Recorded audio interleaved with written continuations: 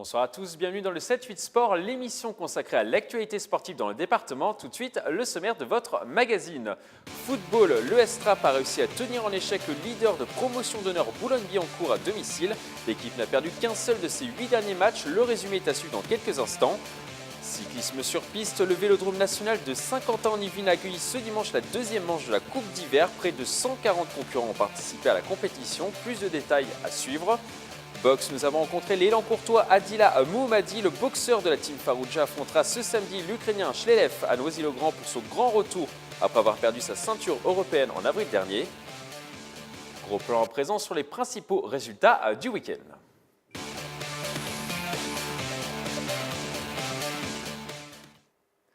On commence par du football et une bonne opération pour Trappes dans le championnat de promotion d'honneur. Les trappistes actuellement dans le ventre mou du classement ont réussi à tenir en échec sur leur terrain le leader Boulogne-Billancourt. Le score 0-0. Les images sont signées à Nicolas Dandry.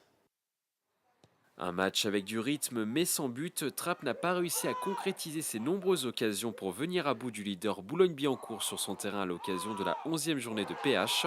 La rencontre s'est terminée par un score nul et vierge. Content, mais peut-être un peu de déception aussi parce qu'on a fait un match sérieux, appliqué. On a poussé en deuxième mi-temps, on a eu la possession du ballon, les occasions, mais malheureusement on n'a pas su concrétiser. On ne se satisfait jamais d'un match nul parce qu'on vient pour les victoires. Cela étant, il y a des matchs nuls qui valent quand même un bon résultat. On joue quand même le premier de la poule. Au classement, Trappes est actuellement dans le ventre mou du championnat à la 9e place, mais les trappistes sont dans une dynamique positive avec une seule défaite en 8 matchs disputés. Autre satisfaction, l'équipe est toujours invaincue à domicile, des signes encourageants qui promettent une deuxième partie de saison passionnante. Là, l'idée, c'est de faire mieux que l'année dernière. On a fini 4e, donc là, du coup, c'est de chercher un podium. On est un groupe uni, soudé, et je pense qu'en faisant un peu plus, en passant un palier, je pense que la deuxième partie de saison pourra jouer en notre faveur. On a encore du travail, la saison elle va être super longue avec une poule de 14 équipes. Donc on a beaucoup de choses à travailler pour pouvoir espérer quelque chose à la fin. La reprise pour les trappistes est programmée pour le dimanche 8 janvier. Les joueurs se déplaceront sur le terrain de Puteaux, 11e du championnat. On va à présent parler de cyclisme dans ce magazine. C'est une première en Île-de-France. Les clubs franciliens ont créé la Coupe d'hiver, une compétition en 4 étapes pour aider au développement de la discipline en région parisienne. Ce dimanche, la deuxième manche était programmée au Vélodrome de Saint-Quentin-en-Yvelines. Pascal Joseph pour le montage. Du spectacle au Vélodrome national de Saint-Quentin-en-Yvelines, ce dimanche 11 décembre, la structure a accueilli la deuxième manche de la Coupe d'hiver. Cette compétition composée de 4 étapes a été créée cette année par les clubs franciliens pour soutenir la formation des cyclistes. La piste, c'est une des bases du vélo et qu'on a un magnifique outil ici, il faut former des coureurs, il n'y a pas de mystère. Au total, 140 concurrents de la catégorie minime à la catégorie senior se sont affrontés dans des épreuves de vitesse, de sprint et d'endurance. Je trouve ça génial vraiment parce que ça montre plein d'épreuves du cyclisme. Et en plus c'est le club Montigny qui organise, donc moi je suis heureux. Et je trouve ça vraiment très bien, c'est une bonne organisation et je trouve ça super chouette. Parmi les concurrents des têtes d'affiche, l'un des plus grands espoirs du cyclisme sur piste, Mélissandre Pin, championne de France du Keirin en 2015, avait fait le déplacement. Je me suis fracturé le poignet il y a 2 mois, donc du coup j'ai été 2 mois sans faire de compète et sans faire de sprint, donc avec le coach on a pensé que c'était une bonne idée de revenir courir et de retrouver un peu la compétition, même si c'est pas forcément mes épreuves au niveau international. La troisième manche de cette Coupe d'hiver sera organisée le samedi 21 janvier par le club de Clamart, toujours au Vélodrome national de Saint-Quentin-en-Yvelines. Des nouvelles du Vendée Globe, le Versaillais Éric Bellion, qui est actuellement dans l'océan Indien, a failli abandonner mercredi dernier. Le skipper a été victime d'une avarie et a dû réparer en urgence son safran, une pièce en carbone située à l'arrière du bateau. Après plus de 11 heures de travaux, le navigateur de comme un seul homme a pu repartir pour ce tour du monde en solitaire. On regarde la séquence. Ça, je peux vous dire que je suis vraiment fier de ce combat-là parce que 100 fois j'ai voulu abandonner en me disant que j'y arriverais pas. J'y suis depuis 5 heures du matin, je me suis battu.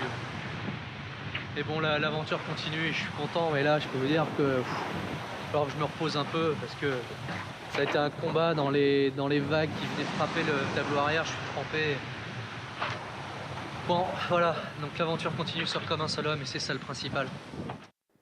Quelques jours après cette épreuve, le navigateur Éric Bellion va mieux. Le Versailles a mis en ligne une vidéo ce week-end pour remercier ses fans qui l'ont soutenu pendant cette épreuve. Et on peut dire qu'il a retrouvé le sourire. Voilà, Comme un seul homme qui trace sa route plein Est sur le Vendée Globe. Pour vraiment vous remercier de vos messages d'encouragement pendant la casse du Safran. Vraiment, ça m'a vraiment touché et je voulais vous dire à quel point le bateau et moi, on est heureux de pouvoir continuer l'aventure. C'est extraordinaire, on est au milieu des albatros et on trace plein Est vers l'Australie, c'est génial. Retour sur la terre ferme, eux aussi doivent avoir le sourire pendant leur passage. Plus de 250 gymnastes ont participé ce week-end aux championnats départementaux de gymnastique au gymnase Cossec de Maurepas. Une compétition organisée pour la deuxième fois consécutive par le club local, le GEM Elancourt Maurepas. Les meilleurs sportifs des Yvelines avaient coché ce rendez-vous dans leurs agendas. On écoute la vice-présidente du club, Morgane Goulard. La dirigeante était au micro de Nicolas Dandry. C'est un niveau départemental, donc les filles viennent juste de reprendre l'entraînement il y a 3 mois. Donc forcément, il y a encore des petites choses à caler et c'est pas encore hyper assuré, etc. Mais c'est une première échéance et ça permet aux filles de se tester en début de saison.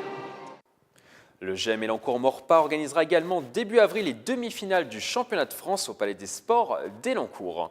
En handball, les filles de Montigny-Bretonneux n'arrêtent plus de gagner dans le championnat de National 2. Elles viennent d'enchaîner une 3e victoire consécutive contre Aubervilliers sur le score de 26-23. Une performance qui leur permet de remonter à la 9e place du classement en dépassant leurs adversaires du jour. Prochain match le 4 février à domicile contre le Paris Saint-Germain.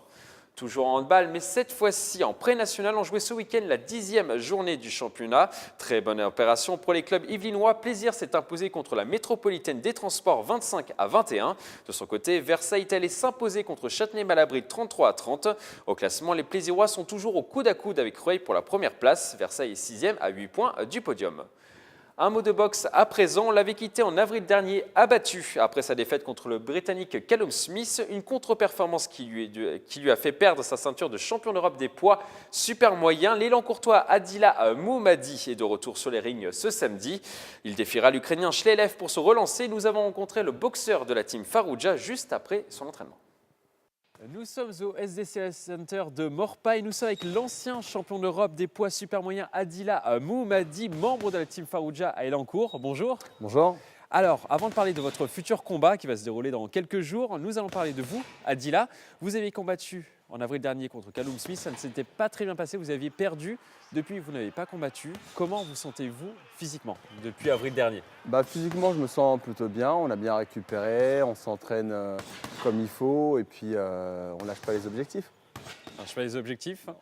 Alors, vous allez affronter l'Ukrainien Ruslan Shleilev, si je l'ai bien prononcé, le 17 décembre prochain à Noisy-le-Grand. C'est ça. C'est un combat important pour vous, vraiment très important. Oui, c'est un combat important parce que ça va être le premier combat que j'effectuerai après cette défaite en Angleterre. Donc du coup, c'est relativement important parce que c'est un combat qui pourra aussi me classer dans mes rangs. Donc on ne prend pas à la légère. Vous ne l'avez pas pris à la légère également au niveau de l'entraînement. Vous vous êtes entraîné durement pour ce combat. Je me suis entraîné durement pour ce combat depuis un certain temps. Donc où on est présent 2 fois par jour, on est présent à la salle. Comparé à une préparation de combat, par exemple, comme il y avait eu pour Callum Smith, c'est à peu près du même ordre? C'est à peu près du même ordre, oui. Ouais. C'est-à-dire, ça se décompose comment une séance d'entraînement? La séance, par exemple, pour le matin, ça va être axé sur du physique, l'après-midi, tactico-tactique, ou bien sensation au niveau du ring, avec les gants, des leçons, des travaux à thème. Il y a plein de choses pour retrouver justement toutes ces sensations du ring et se faire plaisir par la suite, quoi. Cet Ukrainien, Shleilev, il a un bilan de 13 victoires, 6 défaites. Il sera dur à aller chercher ou vous pensez que c'est plutôt accessible? Non, dans tous les cas, c'est toujours très dur. Chaque combat ne se ressemble pas. Après, l'Ukrainien, il a une boxe aussi assez particulière où il avance du 1er au 8e round. Donc il ne sera pas là pour faire de la figurine. Moi non plus. Donc ça va être, je pense, un très bon match de reprise, combat de reprise. Pour vous, l'objectif, c'est peut-être de se rassurer? Me rassurer, surtout m'évaluer, voir ce que ça va donner et puis en prendre du positif comme du négatif sur ce dernier combat, sur ce prochain combat, pardon. Votre objectif peut-être par rapport à ce combat, c'est de le terminer rapidement ou le faire durer pour avoir ces sensations-là qui vous manquent peut-être Non, ce depuis serait plusieurs surtout de mois. le faire durer, trouver ces sensations. Si ça doit se terminer avant, ça se terminera avant, mais mon objectif ne sera pas spécialement axé là-dessus. Ça sera vraiment plus dans un premier temps de pouvoir faire le combat, de prendre le moins de coups possible, de me mettre en difficulté et pas spécialement de me retrouver en difficulté. Pouvoir réaliser tout ce qu'on a pu travailler à la salle, par exemple. Et de prendre peut-être du plaisir également. Surtout, il y a forcément. Si je me mets en tête déjà de monter sur le ring, c'est vraiment déjà dans un premier temps pour prendre du plaisir. Je sais qu'on vous pose souvent la question, vous avez 36 ans, est-ce qu'Adila Moumadi a encore faim de victoire? Toujours, parce que l'objectif n'est pas encore atteint. En tout cas, cet objectif qu'on se met, et d'ailleurs, je crois qu'on avait dû en parler déjà peut-être avant Callum Smith. Oui, je vise au moins un monde. Donc, on n'y est pas encore. Alors, l'objectif est toujours ancré dans une petite partie de ma tête. Donc, j'ai encore faim. Tant que je ne suis pas arrivé à l'objectif, j'ai encore faim.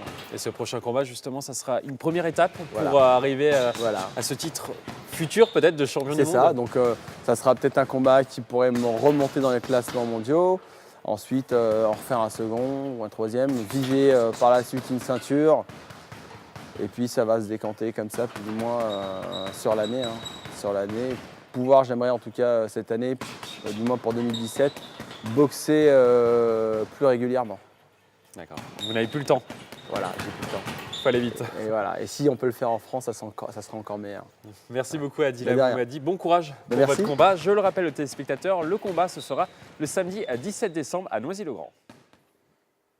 On passe maintenant à l'agenda du week-end.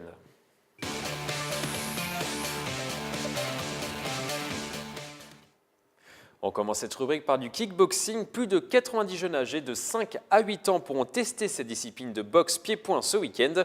Une coupe de Noël est organisée ce dimanche à partir de 13h au complexe sportif Jean Moulin à Bois d'Arcy. Si vous voulez assister à ce rendez-vous, l'entrée est libre.